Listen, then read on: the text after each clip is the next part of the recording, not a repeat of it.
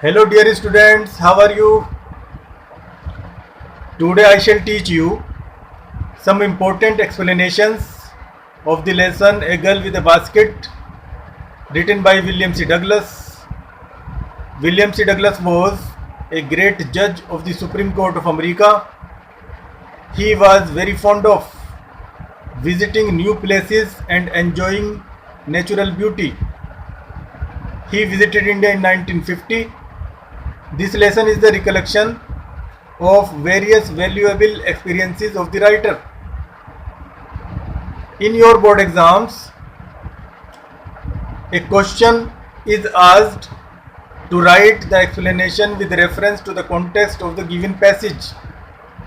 Total 8 marks are fixed for writing the explanation with reference to the context of the given passage.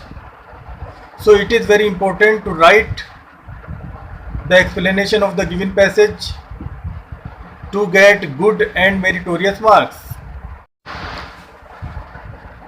Today in this video, I shall teach you how to write the explanation of the given passage. Now you can see a passage on your screen. We shall write the explanation of this passage, and this is the explanation of this passage. The first point of this explanation is reference. Reference means संदर्भ. These lines have been taken. ये पंक्तियाँ ली गई हैं from the lesson A Girl with a Basket, part A Girl with a Basket से, written by William C. Douglas. William C Douglas द्वारा लिखित. ये पंक्तियाँ विलियम सी डगलस द्वारा लिखित part a girl with a basket से ली गई हैं. The next point is context.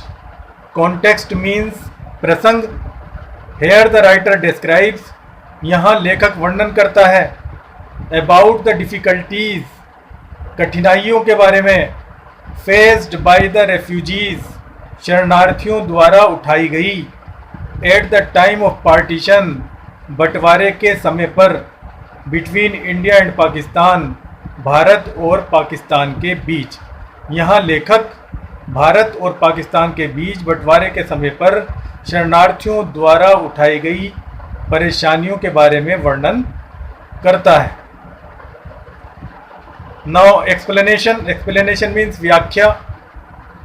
In these lines, इन पंक्तियों में, द राइटर टेल्स अस, लेखक हमें बताता है, दैट लैक्स ऑफ रेफ्यूजीज, कि लाखों शरणार्थी कैम आए, टू इंडिया, भारत में, फ्रॉम पाकिस्तान, पाकिस्तान से, at the time of partition, partition के समय में. इन पंक्तियों में लेखक हमें बताता है कि बंटवारे के समय पर पाकिस्तान से भारत में लाखों शरणार्थी आए. दे वर वेरी पुअर पीपल, वे बहुत गरीब लोग थे. एंड दे बिकेम पुअरर, और वे और भी ज़्यादा गरीब हो गए, when they started their journey, जब उन्होंने अपनी यात्रा शुरू की. जर्नी मीन्स यात्रा. टू इंडिया, भारत के लिए, ऑन फुट, पैदल, और वे और भी ज़्यादा गरीब हो गए जब उन्होंने भारत के लिए पैदल ही अपनी यात्रा शुरू की. दे कुड कैरी, वे ले जा सकते थे, ए लिटिल फूड, थोड़ा सा भोजन, एंड फ्यू अदर थिंग्स, तथा कुछ दूसरी चीज़ें, वे केवल थोड़ा सा भोजन और कुछ दूसरी चीज़ें ले जा सकते थे. Their journey was very long, उनकी यात्रा बहुत लंबी थी. सून देयर फूड, जल्दी ही उनका भोजन, वाज कंज्यूम्ड, उपभोग कर लिया गया, जल्दी ही उनके भोजन का उपभोग कर लिया गया.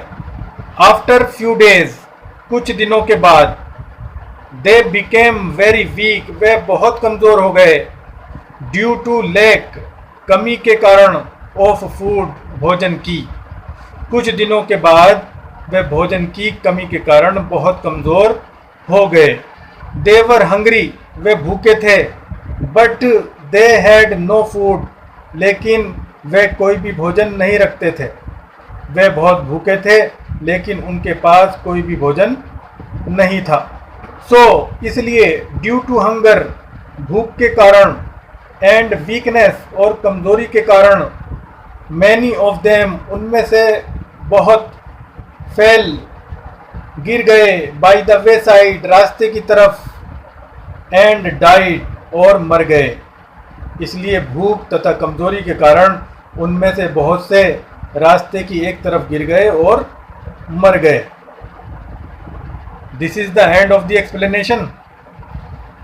Now you can see the next passage on your screens and it is the explanation of this passage. The first point is reference. इसका रेफरेंस भी वही रहेगा जो पहले एक्सप्लेनेशन का रेफरेंस था। कॉन्टेक्स्ट प्रसंग।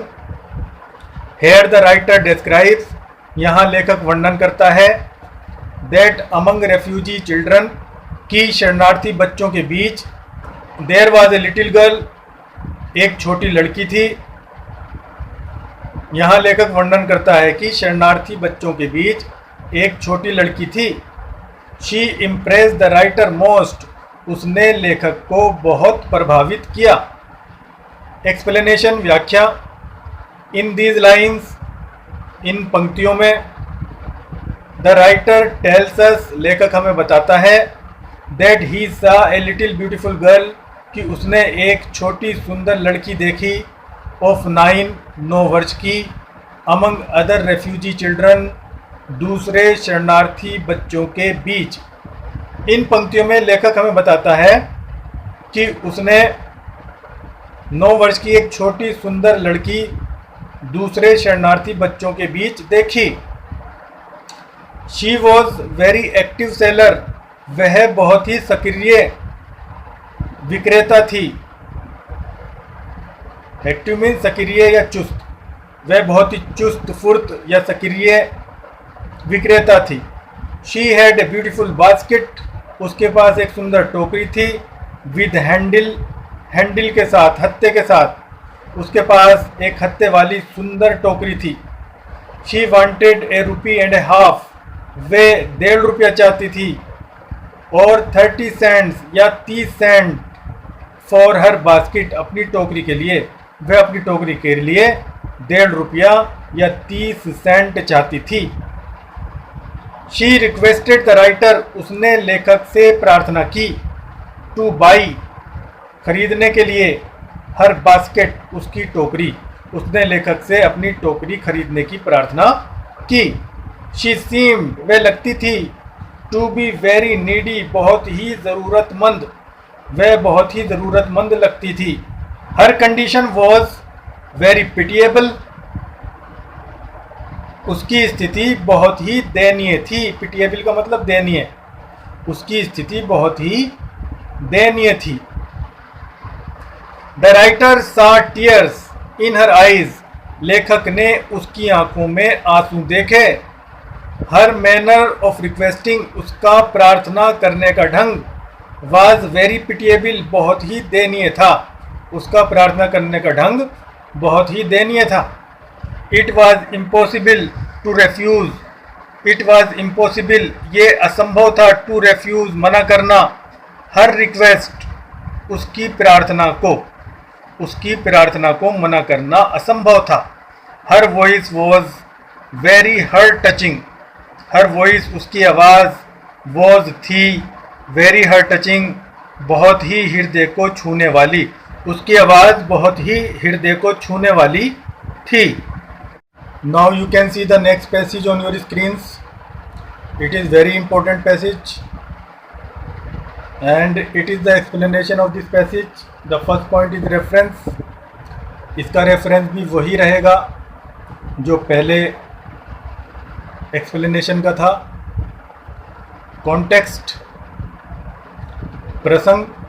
हेयर द राइटर डिस्क्राइब्स, यहाँ लेखक वर्णन करता है द गुड क्वालिटीज़, अच्छे गुणों का, ऑफ इंडियंस, भारतीयों के। यहाँ लेखक भारतीयों के अच्छे गुणों का वर्णन करता है। ही वॉज मच इम्प्रेस्ड, वह बहुत अधिक प्रभावित हो गया था। By the sense of self respect, आत्मसम्मान की भावना से, ऑफ द इंडियंस, भारतीयों की। वह भारतीयों की आत्मसम्मान की भावना से बहुत अधिक प्रभावित था। एक्सप्लेनेशन, व्याख्या।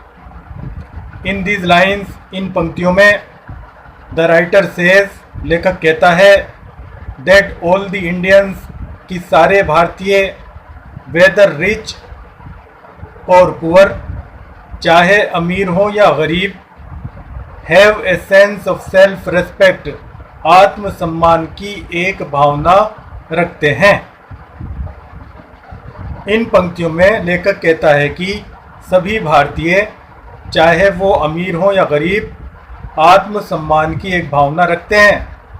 दे नो, वे जानते हैं, हाउ टू बिहेव, कि कैसे व्यवहार किया जाता है, लाइक गुड सिटीजन्स, अच्छे नागरिकों के समान। वे जानते हैं कि अच्छे नागरिकों के समान कैसे व्यवहार किया जाता है। दे हैव ग्रेट लव, वे महान प्रेम रखते हैं। फॉर फ्रीडम, स्वतंत्रता के लिए, वे स्वतंत्रता के लिए महान प्रेम रखते हैं। दे आर ऑनेस्ट, वे ईमानदार होते हैं। सिंसियर, नेक होते हैं, खरे होते हैं। एंड हार्ड वर्किंग, और मेहनती होते हैं। वे ईमानदार, नेक तथा मेहनती होते हैं। द लिटिल गर्ल, छोटी लड़की, whom द राइटर मेट, जिससे लेखक मिला था, वॉज बोर्न, पैदा हुई थी, इन द पुअर फैमिली, गरीब परिवार में। छोटी लड़की जिससे लेखक मिला था, गरीब परिवार में पैदा हुई थी। शी वॉज अनएजुकेटेड, वे अशिक्षित थी। She had no knowledge of grammar, वह भाषा का कोई ज्ञान नहीं रखती थी। एंड मैनर्स, और शिष्टता का, वह भाषा और शिष्टता का कोई ज्ञान नहीं रखती थी। But she did not accept, लेकिन उसने स्वीकार नहीं किया। चैरिटी, दान, लेकिन उसने दान स्वीकार नहीं किया। She had a graceful conduct, वह एक शिष्ट आचरण रखती थी। शी शोड द राइटर, उसने लेखक को दर्शाया, that Indians have deep feeling, कि भारतीय गहरी भावना रखते हैं। For good and respectable things, अच्छी और सम्मानित चीज़ों के प्रति। उसने लेखक को दर्शाया कि भारतीय अच्छी और सम्मानित चीज़ों के प्रति गहरी भावना रखते हैं। This is the end of the explanations, and thanks for watching, and I feel that this will help you in your learning. In my next video I shall teach you another important topic. Till then, bye.